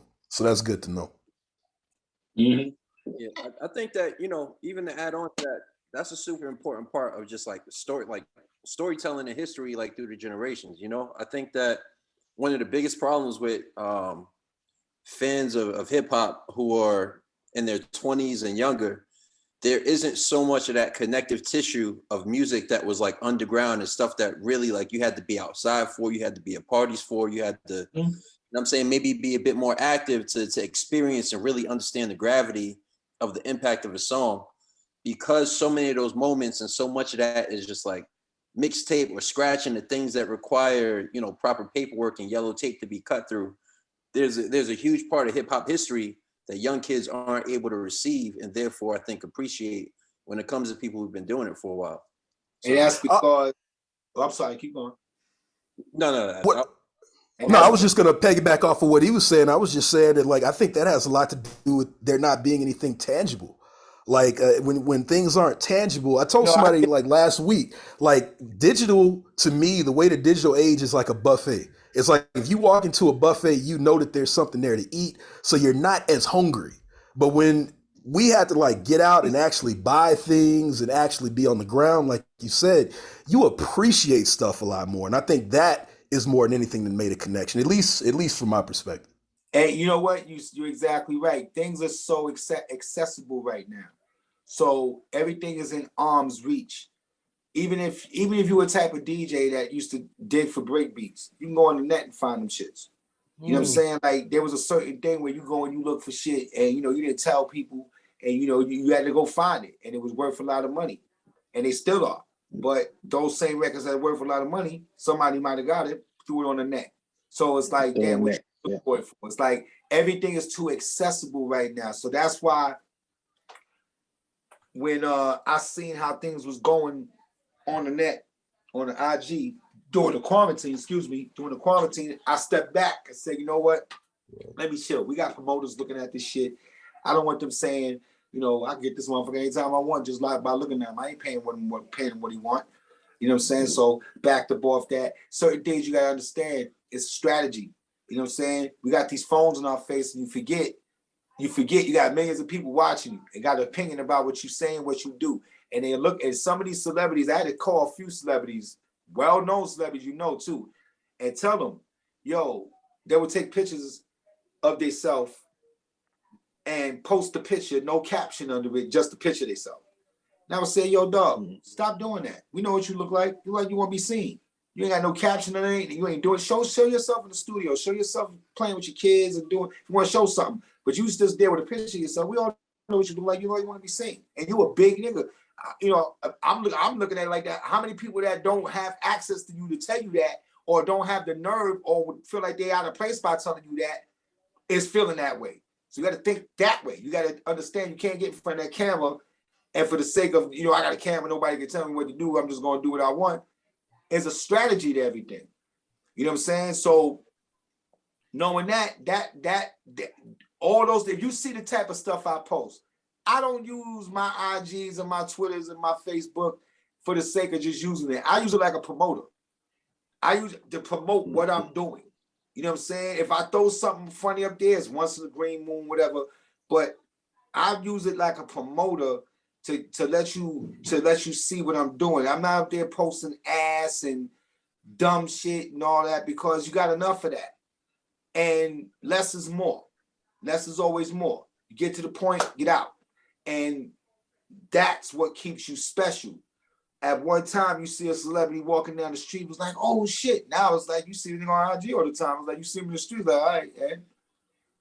You know what I mean? Things got to stay special. Like, you know, somebody said hookah one day. Everybody started fucking smoking hookah. Don't even know what hookah is. Somebody said tattoo, and the whole world went and got tattoos. Like, you know what I'm saying? Like, some things just got to be sacred. It ain't for everybody, but everybody want to do it. Just like the DJ business.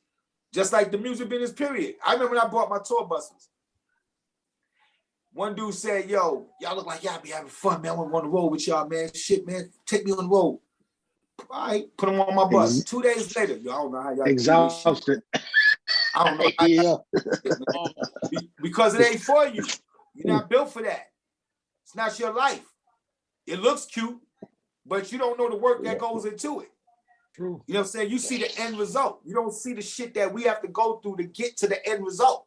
True. You know what I'm saying? And that's the part. But that's the part that makes you who you are. It just ain't for you. It ain't your life. You know what I'm saying? So, and that's why when you get in this business, man, I don't give a fuck what you are. If you a wire keeper, take your shit serious. You know what I'm saying? Be the best at that shit. Be the best at that shit. Don't let nobody get in the way of what you trying to do, man. Because they don't want to see you do it. I put a great album out, Soundtrack to the Streets, and I watch DJs not play my shit on the radio because they want me to get no further. Not because the album is not dope. And I'm gonna be real with you. I witnessed that myself. There's no way you got records with obviously the Jay-Z joint, but there's no way you got this album that's popping with this record and nobody else support it. And I think that's one of the biggest issues I have with DJs. There's a lot of talk, but the support don't back that shit up. Well, see, let me tell you this, CL. When I made this album right here, I went with the attitude of fuck all the DJs on the radio. That was my attitude. Because that's the attitude they gave me when I put Soundtrack to the Streets out. Not all the DJs, the New York DJs. It was like, fuck them on the radio. I didn't make this album for the DJs on the radio. Right. I made this album for people that want to hear it and like it. If you love it, the DJs want to support it, cool, I got your back. But I didn't make this saying, yo, the DJs is going to support it. No, fuck that, because they didn't do it the last time. You know what I'm saying? But my shit dope. Exactly. My shit dope. And if you don't play it, you just say, hey, nigga, now you got to worry about what I'm going to say about you. Now you got to worry about how I'm going to treat you. Now you got to worry about how I'm going to do you. Because if I see you doing me greasy, I'm going to do you double greasy. To ones that I felt like were greasy in the first place. I'm not talking about everybody as a whole. I'm talking about the ones that I had to zero in on. The ones that when they put records out, I play their shit. You know what I'm saying? I support their artists. I, support them constantly. But you had to watch them not play my shit like, because they didn't want me to get no further. Because this is a kid already. He's who he is. So why should we let him get any bigger? Sucker shit to me. But then here comes Khaled. Which my man Khaled, he comes through and he get all the support in the world. Yeah. You know what I'm saying? But, so you got to look at that and it gives you an attitude like, you know what, fuck everybody. Now I'm going to make the hottest shit. You're going to have to come to it. If you don't, fuck you too. And that's it. And that's where the attitude comes in at. You know? That's real shit, man. Listen, I know. It makes no sense. Let me say this, CL. Let me add on one more thing.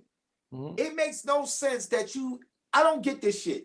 DJs will go and play artist records that don't give a fuck about them. Won't come and see if they're all right, if they're healthy, if they need anything. Won't call to check on them. Your mom's is good. None of that. But you'll bust your ass to play these dudes' records, which you should do. You a DJ. But then somebody that's a DJ in your business that's doing the same struggle you doing, put records out, and you don't go and play his records.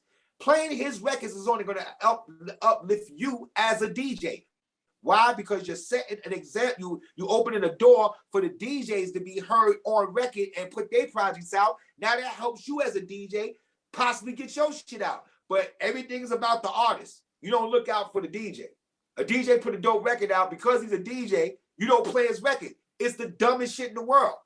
And anybody that thinks like that is a fucking idiot and don't need to be in this business. Straight like that. And you can tell them I all said it. Jealousy, envy, all of that shit. That shit stopped so many people, man. I ain't gonna front. No, I'm just saying, it's real shit. It's real shit. And that's why I went with the attitude of, I'm putting my shit out. I don't give a fuck about nothing. I got my own platform. I got millions of people that have fans all over the world. And I got great credibility. So that's enough for me. They want to play it, cool. They don't, I'm good with that. I put Slap Key out and everybody loved it. I ain't get one bad response. You're going to get stupid responses on Worldstar. I got 1.7 million views on Worldstar. Young kids are going to say dumb shit. I already know that going in putting on Worldstar. You already know. You can put a baby up there. They're going to say stupid shit from a baby. So that don't matter.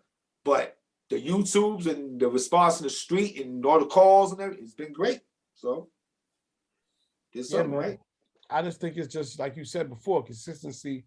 Keep dropping them because you know, you've been electric for a long time. Your personality, your energy, you know, those things are God-given. You know, people can spin a record, but can they really, you know, like you said, it's almost like a preacher, like being in church or more, you know, you get this, the energy comes from the music, but also comes from the voice and the how and the energy behind that shit. And that is what immortalized, that gives that's what the party really is.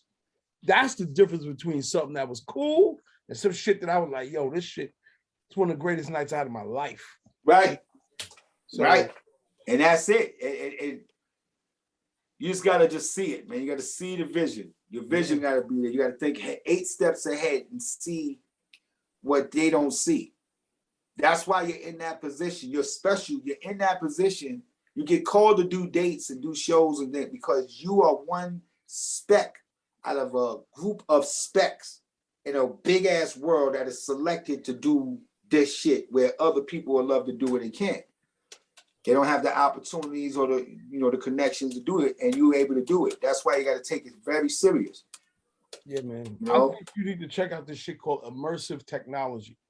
Immersive technology is when you could take an experience and you recreate it so that fans and people, this is like VR shit, you know, we're talking metaverse shit, where you could recreate the castle and people could act and put their Oculus on and they now they look like in the whole shit, they look around, they feel like they in the castle and you spinning and doing what you do and they fucking, they fall in love with this shit. You know what I'm saying? But that you need to check out immersive technology, yo. I know I'm going deep. I will do that. Yeah, man. I know I'm going deep. But anyway, I know I've been talking. I know we've been on it for a while, but I just want to say I'm gonna show you. I'm gonna give you an exclusive real quick. Let's don't do record it. Don't tell nobody. I'm gonna give y'all a quick exclusive. Hey, no, show y'all something. Cool. Watch this.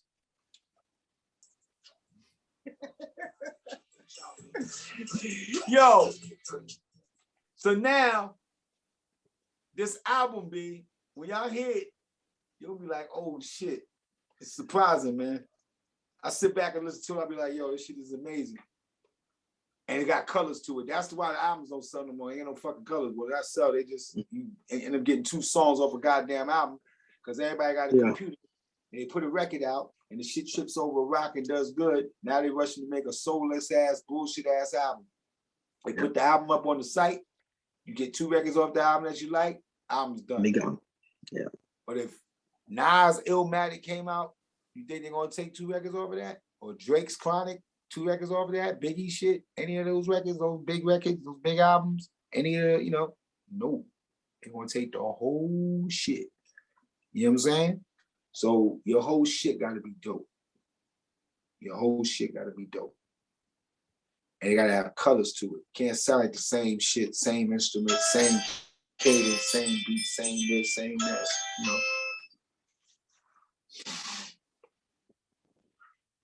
But I am definitely pushing that pen, bro. Yo, CL, you on mute, pardon. Yeah. No, I was trying to say, everybody, you know, let's support, man. Like, that's really all it is, yo. Y'all got the power. You guys got, you know, and a lot of everybody on here has their own radio show or their own podcast. Like, let's support, you know, that's the beauty of being a DJ that has a platform. You know, you don't. Yeah, y'all have the power to make Slap Key go, man. Put Slap Key. Slap Key is not your bounce record. It's not your club record. It's not that. That's not what it's made for. I could have came out with any of that, but that's not what I wanted to do. My shit was I wanted to talk to the people, get everybody reacquainted, get everybody to think for a second. So play that shit. And all it's gonna do, and like I said, open the doors for DJs. Look at Khaled. Look how Khaled moved. You know what I'm saying? That opens a door. When you support him, you opening the door for DJs. Yeah. Yep. You know what I'm saying? Also, I just want to pull that move that we've been pulling. Is there any way we can get a drop for those that want to get the drops? How can you put your email possibly in the chat or something like that? Yeah. How can I do that? Matter of fact, I'll give it to CL, and CL can just give me everything that I need. You just get everything from CL. Make sure I'm giving everything to CL. No doubt. All right. So we'll just do it all in one thing, and he'll give me all the drops in one sheet, so I can do it all at one time instead of just going to each email and all that shit. Absolutely. Well, it's been awesome, man. This has been more than an interview. This has been history lesson. This has been motivation. This has been inspiration. This has been understanding.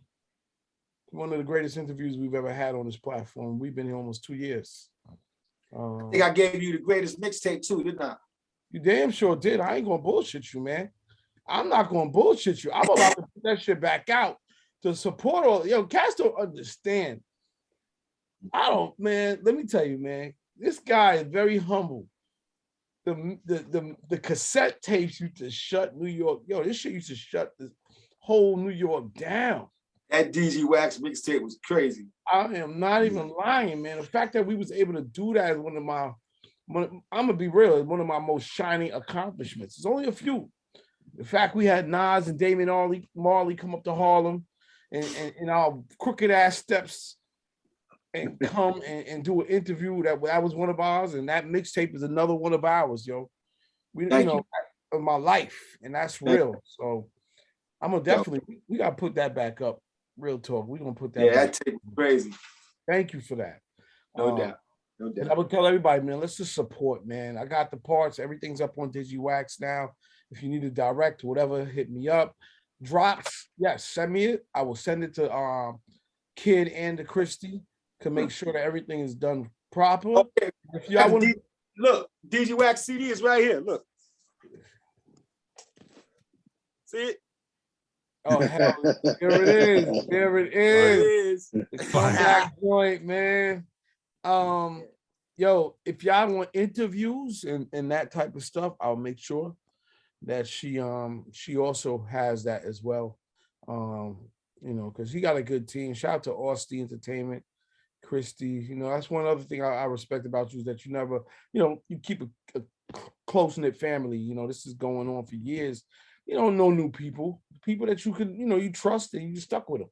And that's how it's supposed to be, man. You don't throw loyalty brings loyalty, man. That's it, man. You know, loyalty brings loyalty. You stick to it, stay focused. Everybody get on the same page. And I got people like Jim, my road manager. You can't get this dude in the picture. He don't care about tossing it up. He don't care. Oh, his main shit is his kids. His kid good. That's it. That's what his shit is. And that's the type of people you need that's gonna care about your better interests and not worry about turning up somewhere. You know what I'm saying? It's about everybody moving in the same, you know, the same way and get a lot out of it. Everybody can eat and do their shit. You know, just stay focused, stay consistent with the people that you put on. You know what I mean? Don't do too many switch-ups. Everybody gonna be in your ear and say shit. Everybody got an opinion. Everybody gonna tell you not to do this and not to do that. You know what I mean? You know how many DJs I've heard? How many promoters came to me and say, yo, kid, you know how many DJs said, yo, why you book Kid Capri? Yo, book me. I'll charge less.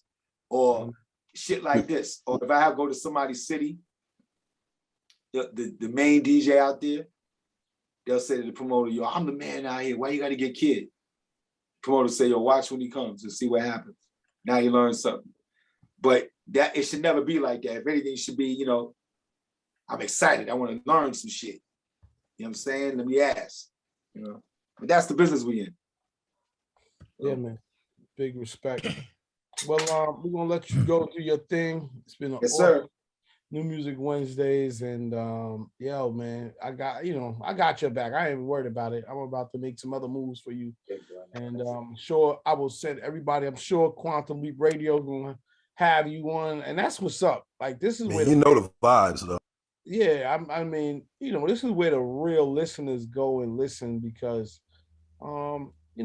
mainstream radio it's not personal no more, and I ain't got no time for that. I want to get a little bit more closer to the people, and I like a good hour interview. I don't want 5-10 minutes. I want to get into it. So yeah, that's where it's gonna go. But yeah. Yo, kid, salute Vina too, man. I like everything she's doing, no doubt, man. Excited to hear what you guys got together on the album also, bro. Thank you. Can't wait to hear that. That's gonna be dope. Yeah, she's working, man. She's doing that thing. She just put a new record out too, as a matter of fact. And she just do what she do, man. And she has. I put her up on the bacon wrapped hot dog out here on the West Coast. You know what I'm saying? Dope, man. Thank you. Means a lot, man. Means a lot. She would be happy to know that. Yo, kid, I need a plate. You eating good over there. I'm coming through for a plate. I'm coming over there for a plate. Oh, you see that? You see that right there? Look good, huh? look good. Pasta. Oh, and I seen Rolling Stone did an article on her too. So congrats on that too for her. Yeah. So yep. Sure did. I'm proud of her, man. And she just, she's learning the way. You know what I'm saying? Nothing's overnight. You know what I mean? She's learning the way like she's supposed to do. Better that way. Right. She's there though. She's telling it. She's knowing shit. The next record we about to put out, Uptown joint. Party joint, gonna be nice. Let's launch it. Let's launch it on here. Whenever y'all ready, we here, man. Also, speaking of Uptown, man, rest in peace to Heavy D, man. Yesterday would have marked 10 years since he passed. Yeah. Oh man, I'm from Westchester. I'm from 914, from Greenburg, White Plains. Heavy D. Honestly, man, he's our GOAT.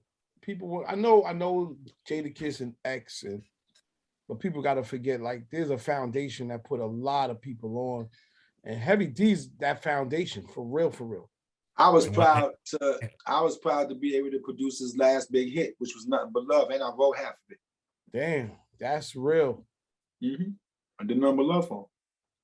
Shout out to Heavy D. Heavy D for me, he after Uptown, he's the president over there, everything.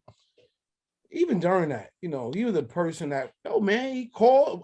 I would ask him questions. I was lucky to have a line, a Heavy D, real talk. Shout out to D.O., shout out to the coolest, man. That was the coolest dude. Go to his crib. We used to play pool together. Got a big ass pool table. He was just big ass teddy bear, man. Yeah, man. Cool as hell, man. Big loss. Representing Jamaica. Word. Coolest dude. But that's what's one of the first to put on for the Chunky Brothers. Come on, man. Let's not lie. You know what I'm saying? Chunky Brothers that could dance. Yeah. You know what I mean? Dancing and still, and having fun. And that's the 2X and above club, baby. Let's go. Yeah. Overweight lover, man. Raven Wild. Yeah, man. Diddly. Yeah, man. All of that's on kids' tapes, man. I ain't gonna lie. All of that. What's my joint? You Ain't Heard Nothing Yet. That was one of the joints that I heard on Kid Capri mixtape first. Word. You Ain't Heard Nothing Yet was one. That was shit I heard first on the Kid Capri mixtape, man. For real. So, thank you. I appreciate y'all, man. Yeah, yo, kid, real quick, I don't know if anybody asked, how did you feel when in the Wu-Tang series when they was playing? I don't know if you've seen all of it in season 2. Yeah, I see it. And they did you reenact that in the movie, or did they just pull from when you was on BLS? I did that. I reenacted it. But I remember Riz when Riz told me, because I was the first play Protect Your Neck on the radio, and Riz told me that when I played it, Raekwon jumped almost through the damn roof, through the ceiling. So when I seen him do it in the movie, it bugged me out because we really did that shit. I was like, wow. And it was just dope to see that, man. It was just dope to see how happy they were and shit. But I remember they brought me the record. It was RZA, Old Dirty, and I think Genius. And I played the record. I didn't even know it was curses on the record. I played the record right there. It was on the orange label. Played it that night, that day. They told me about Ray. The next time I see Riz, the next time when I looked up, they got their record deal. It was out. Good shit. And it was dope. Yeah, man. Awesome shit. Yeah, we'll stay up. You already know. And whatnot, man. This has been a great week. This has been a great New Music Wednesdays. I like the Digiwaxx.